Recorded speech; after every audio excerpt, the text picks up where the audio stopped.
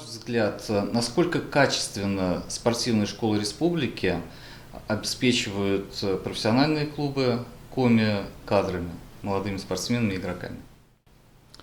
Ну, давайте тогда оттолкнемся от аналитики.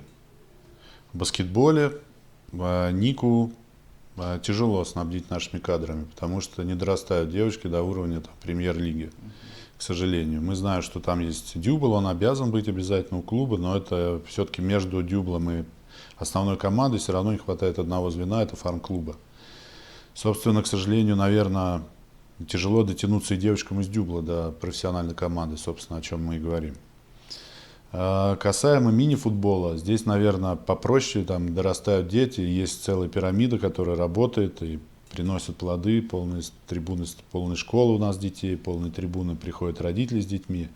Здесь более-менее возможно. Ну, касаемо хоккея с мячом, ну, общаясь с президентом федерации, мы считаем, что мы в самом деле у нас дорастают дети до строителя. Наверное, так и есть. Я уверен, что запуск стадиона перезагрузит еще немножко нам хоккей с мячом, и мы сможем увеличить и качество, и количество детей, чтобы еще больше работать на команду. Вот так вот я надеюсь. Так что можем считать, что в принципе система работает. По баскетболу, ну просто уровень серьезной команды. Наверное, когда-то, если дай бог, это же не наш клуб, может быть, когда-то появится фарм еще, и тогда у нас детишки могут доходить и до профессиональной первой команды. Но, конечно, там уровень запредельный, поэтому непросто.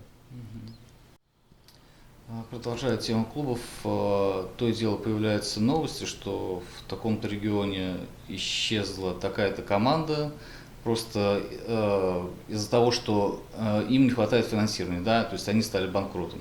Вот по вашей информации, есть ли в республике клубы, которые балансируют на грани и могут в ближайшем будущем стать банкротами? Ну, если проанализировать, здесь нужно анализировать, конечно, бизнес-среду еще, потому что эти клубы живут на средствах, по большому счету, спонсорских денег.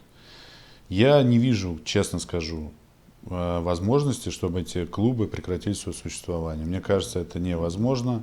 Они стали уже серьезным даже событием, народным событием для нашей республики. Собственно, поэтому мы ни в коем случае не допускаем. Мы, как правительство, стараемся выдерживать баланс, чтобы не были ущемлены наши клубы. Собственно, поэтому я не вижу таких предпосылок. Хотелось бы наоборот, чтобы мы доставили новые задачи, они росли и за счет профессионализма, и за счет каких-то спортивных качеств, плюс и за счет увеличения бюджета.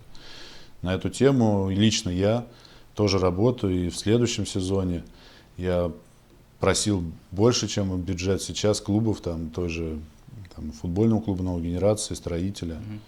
Но политическая бизнес-ситуация, экономическая в республике оставляет желать лучшего. Тут удержать бы на плаву на уровне, чтобы не произошла стагнация. О росте пока, я думаю, в ближайший год тяжело говорить. Поддержка именно профессиональных клубов из республиканского бюджета у нас окончена, приостановлена. Да, совершенно точно. Вот такой строчки уже нет у нас. Да, вот такой строчки давно нету. Их напрямую финансируют спонсоры. Вот. Собственно, вот так, да. Да. Ну а ваше дело это финансировать спортивные школы, которые, соответственно, будут давать игроков. Абсолютно точно. Наша задача, качество, улучшать спортивную школу, увеличивать госзадания, увеличивать количество детей, привозить правильных тренеров, следить за программой спортивной подготовки, максимально вывозить детей на соревнования, потому что без них никуда. И вот таким образом, я думаю, повысим уровень наших команд.